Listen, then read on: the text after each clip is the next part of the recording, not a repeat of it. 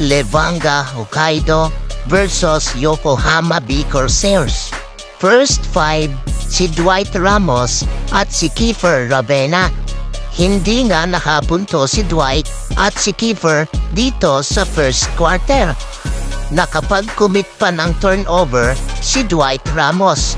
Na-convert pa nga yan ng import ng Yokohama sa layup. Pasok ang 2 points. May itala din ni Dwight Ramos ang una niyang foul. Pasok ang tira ng player ng Yokohama. Bago matapos ang first quarter, sayang ang ginawang play dito ni Kiefer Ravena. Sablay lang ang tira ng import. 22-16, abante ang Yokohama B Corsairs. Second quarter, medyo maganda ang ginawa dito ni Kiefer Ravena. Maiitala ni Kiefer ang una niyang 2 points sa ilalim. Masusundan pa yan ng isang layup, ang layo ng take-off ni Kiefer Ravena. Pero pasok ang layup, 2 points. Ang ganda ng bounce pass ni Kiefer Ravena sa import. Pasok ang layup, 2 points.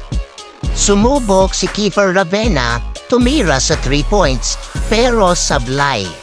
Magkukumit din si Kiefer Ravena ng una niyang foul.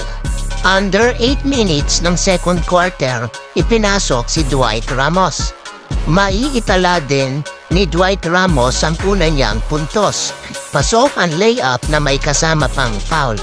Sablay lang ang 3-point play ni Dwight Ramos. Pero bumawi naman si Dwight Ramos dito. Sablay ang tira ng Yokohama. Hustle play kay Ramos. Pasok ang layup, 2 points. Masusundan pa yan ng magandang pasa ni Dwight Ramos sa import. Pasok ang layup, 2 points. 40-31, abante pa rin ang Yokohama B Corsairs. Entering of third quarter, ang ganda ng spin ni Dwight Ramos. Pasok ang floater, 2 points inside the paint. Masusundan pa yan ni Dwight Ramos ng isang 3-point shot. Pasok. Meron ng 9 points si Dwight Ramos. Makakapadtala pa ulit si Dwight ng isang magandang pasa sa import. Pasok ang layup. Si Kiefer Ravena naman ay medyo maalat. Hindi pumapasok ang tira sa 3 points.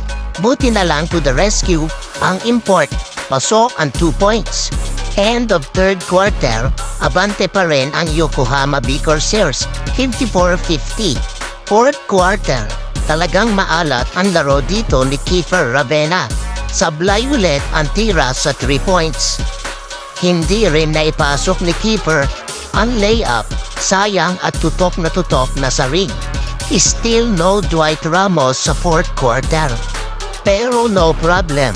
Abante ng 3 points ang Levanga sa pull-up ng number 4 ng Levanga.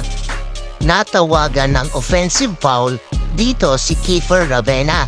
Hindi makapaniwala si Kiefer sa tawag ng referee. Sablay ulit ang layup ni Kiefer Ravena. Tutok ulit, ngunit sablay pa rin. Hindi na talaga ipinasok si Dwight Ramos sa fourth quarter.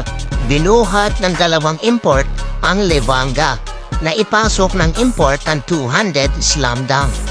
Masusundan pa yan ng isa pang import ng same 200 slam dunk. 28 points ang import ng Levanga Hokkaido. Susundan pa yan ng right and left corner 3 points ng Dikulay ang buhok. At sa huli, nanalo pa nga ang Levanga Hokkaido sa score na 75-66. Nakapagtala nga lang ng 4 points si Kiefer Ravena at 9 points naman kay Dwight Ramos.